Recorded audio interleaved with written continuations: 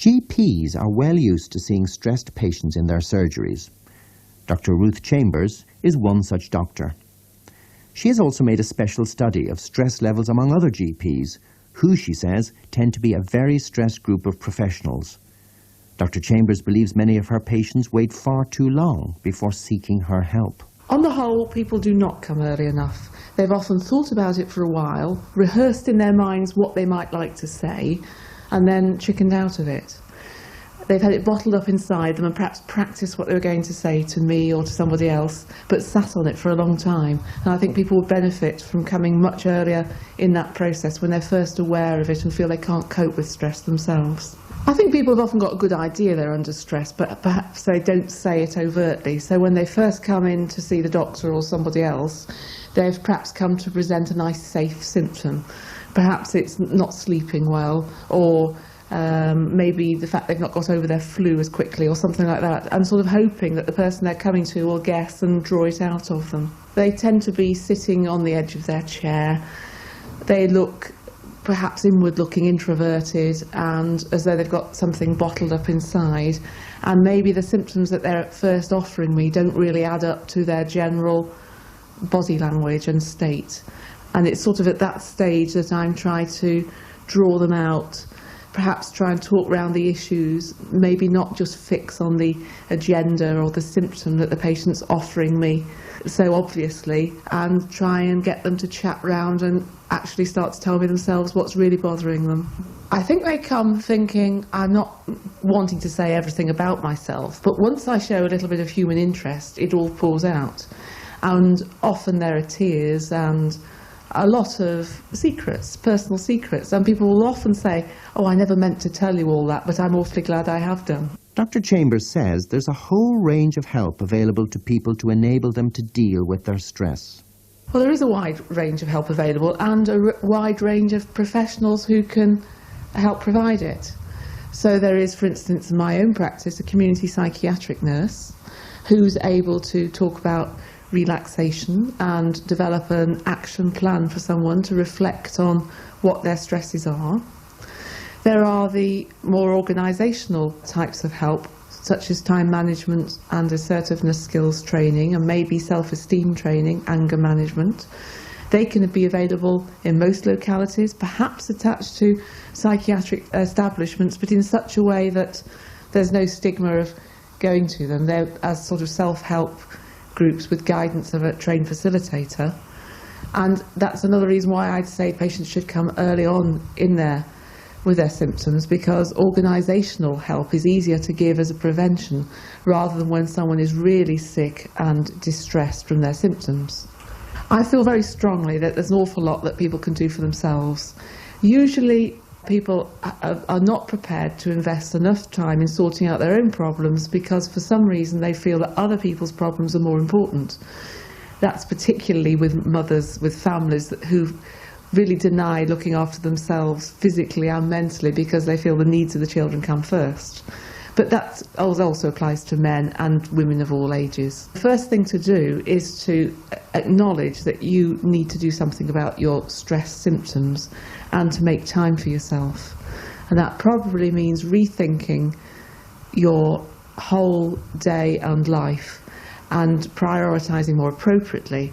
And to do that, you need to review the stresses in your life and make an action plan where you actually write something down and reflect and set a timetable to sort them out. I don't think you can sort out your stress symptoms completely on your own. You can't just say, in future I'm doing this, and tell everyone that's how it is, because that would cause more stresses in itself. So I think you need to sort out your stresses at work by going to see your colleagues or your superiors or your boss, whatever your situation is, at a time when there isn't a crisis on, and sorting out your problems in a coherent, planned way. And that's the same at home. If your stresses are added to by circumstances at home, again, you need to have a family conference or a conference with your partner and sort out how things can be better for you.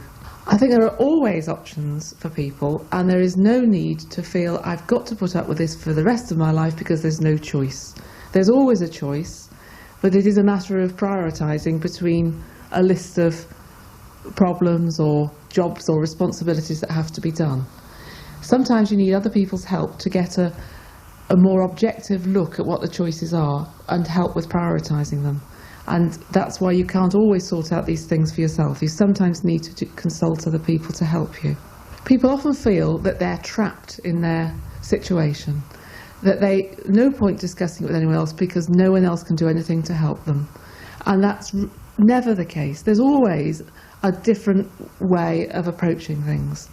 And when you're unwell or distressed, you can't always see those options, and you need someone else to show you the ladder to climb out of your particular pit. Dr. Desmond Kelly, too, recommends a range of practical, often simple solutions to patients with stress. The first thing is to realise it exists. The second thing is for people to look out for their colleagues and see if they look ill, if they're getting very grouchy, if they're tired and exhausted, if their alcohol consumption is going up, if they're having to use a huge quantity of coffee, if they're not taking their holidays, and they're working very, very long hours. If those sort of things are combined with illness, migraine, blood pressure, chest pain, etc., then the amber light is flashing. And they need to go to their GPs and discuss with them, am I overdoing it? And this is where an audio tape of this sort can be so useful, because it tells people what could be going on, it tells them what the consequences are if they continue without changing their ways. And also there are many things which they can do to help themselves, which will stop this state of affairs occurring. One of the important things is to realize that sleep is crucial, and the more tired the brain gets, the more elusive sleep becomes. So getting good sleep is number one. Many people find if they take exercise, that produces good mood hormones in their brain. They feel better, they feel more relaxed, they can sleep more easily, and that is a great way of burning up the adrenaline which is generated during the day, because anger is a great source of adrenaline, and it's much better to burn it up with exercise than to try going to bed furious. Being eaten up inside, being eaten from the inside out, as we say. There are other things to be careful about. If people are using alcohol medicinally, that is, they are using it as a sedative and needing more and more, they need to cut down on that, because that is not going to solve their problem.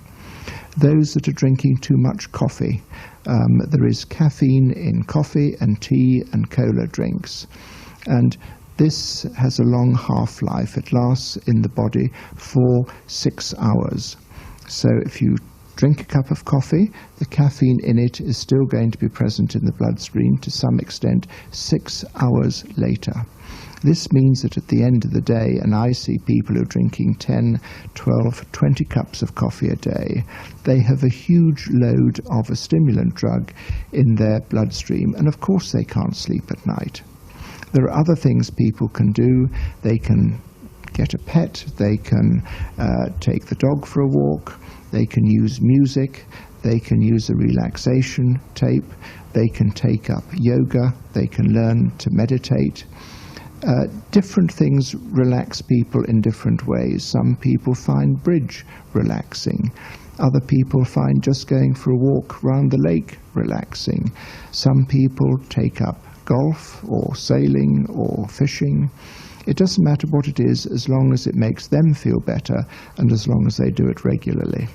All of these things can be controlled directly by you.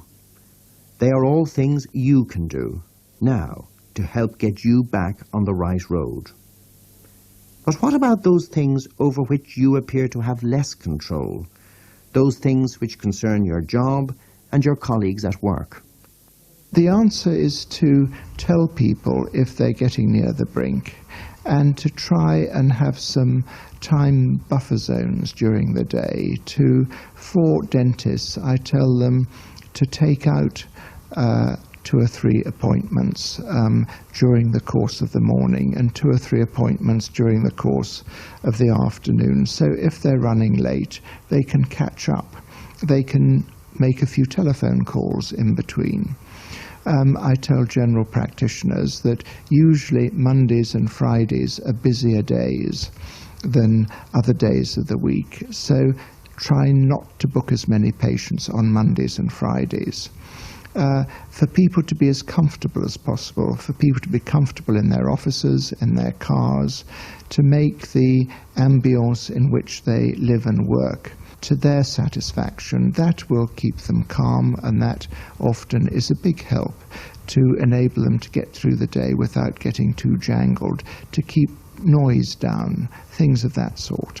In her company, Dr. Lila Kapadia recommends a range of different strategies to help staff cope with their stress. I think first of all you have to establish that it is actually stress that we are talking about, or depression or anxiety, and that it's not some other sort of medical problem that they're actually complaining that's lurking underneath, such as thyroid problems or the like. And once we've actually established what the condition is, perhaps try and get the individual to look at what's causing their pressure and why they are actually reacting to that particular pressure, and that the way they are, in that it's causing symptomatology and stress in that individual. And then once they recognise that, then one can help them perhaps control the anxiety that they've got. I mean, it may mean them learning more time management or communication, or going for counselling, or talking about their problems in general, seeing their GPs. We've had an issue in the past with till points and managing the pressures that are caused actually at the till by individuals, and we've asked the individuals that were involved to come together and discuss the issue in a group with both management there and medical help, and have actually asked them to come up with the solutions, what they think the best solutions might be to controlling all these various extraneous pressures that have been occurring.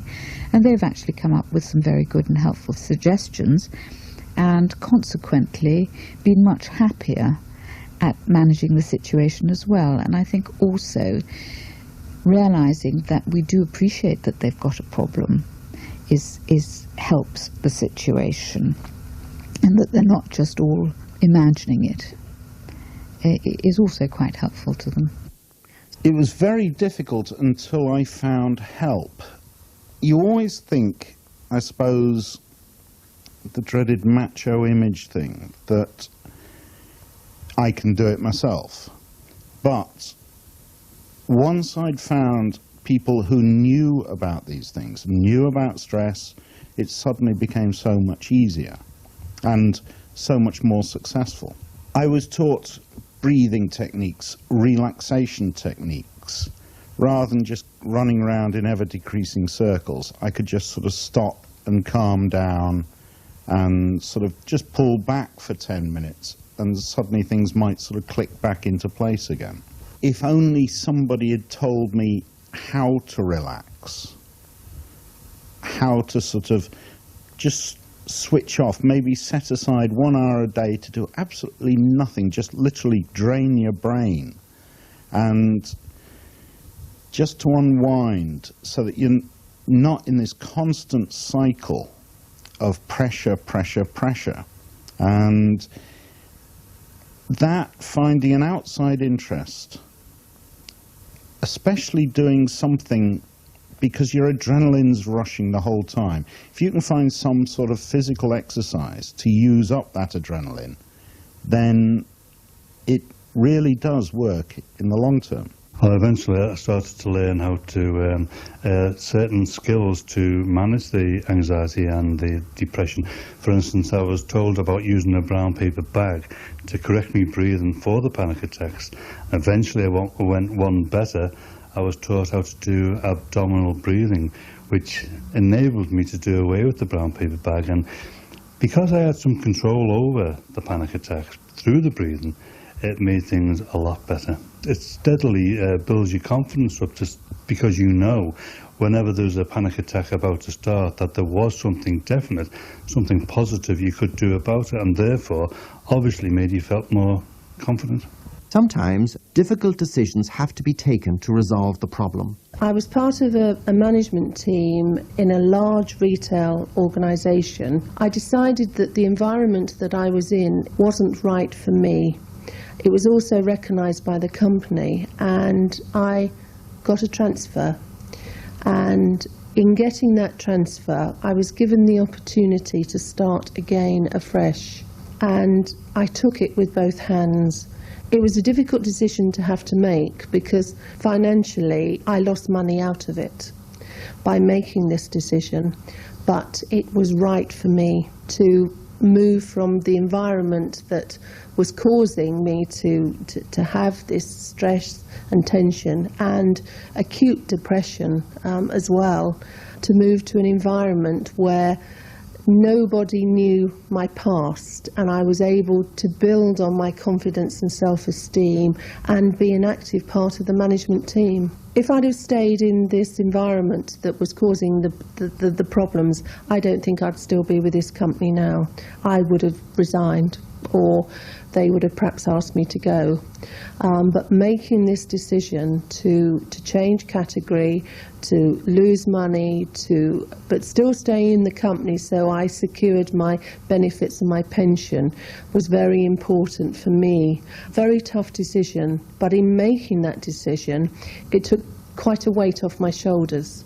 It may be that you have noticed some of the symptoms we've been describing in your colleagues as well as yourself. It isn't always easy to know how to broach the subject of stress with someone who isn't in your immediate family. Yet, Dr. Lila Kapadia believes it is very important to be able to spot the problem in others before it gets out of hand. I think it's extremely important because often when you are stressed or depressed, you don't actually appreciate the signs and symptoms yourself.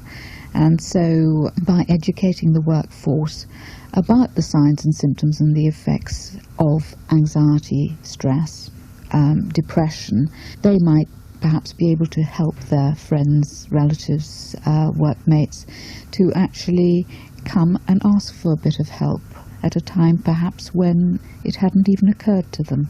And we do this by a lot of health promotion in the workplace. I think that generally speaking, all one suggests is that if you feel that an individual, that they recognise a colleague of theirs is under pressure, they could just say that something reassuring like, is everything all right?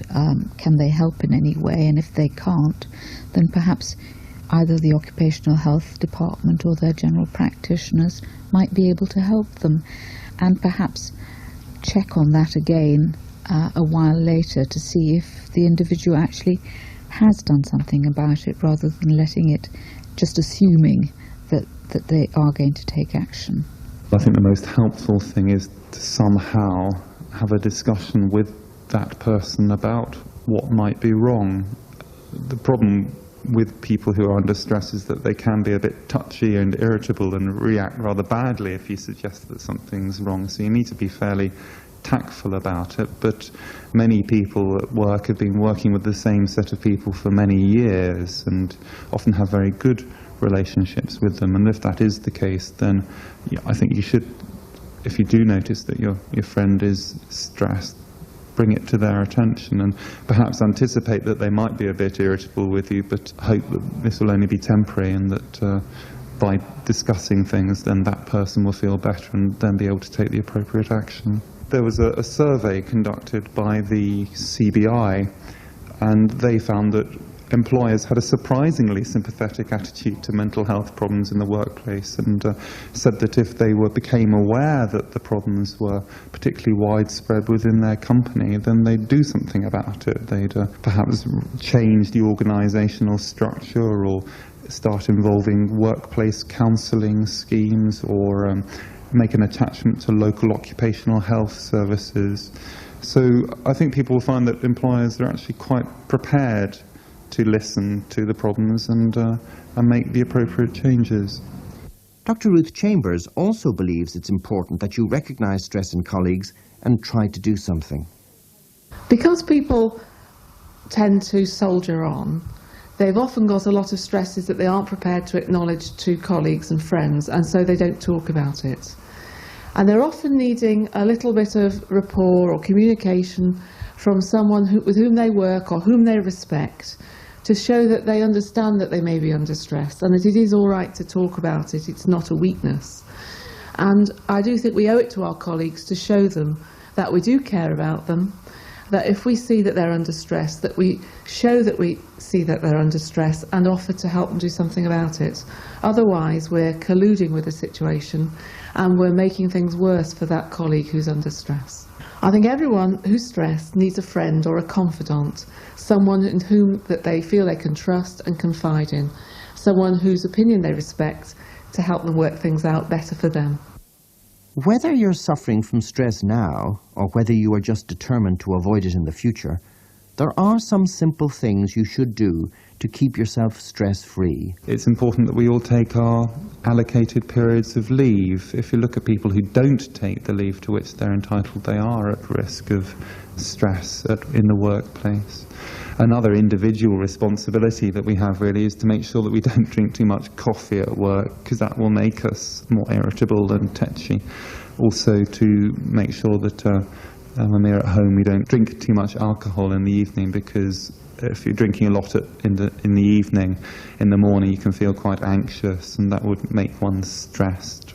Managers and employees have a role in preventing stress as well. It's important that they attend to the workplace environment to make sure that it's not noisy, that it's fairly well organised, that people are matched to their jobs appropriately, and that the organisation is structured in such a way as to minimise stress. The old hierarchical model where everyone reports to their immediate supervisor seems to be more stressful than the new 1990s model where we have sort of workplace groups that all know each other's attributes and skills, and that seems to be a better way of working in terms of reducing the risk of stress. Everyone should be aware that anybody can develop stress, even themselves, at any time of their lives.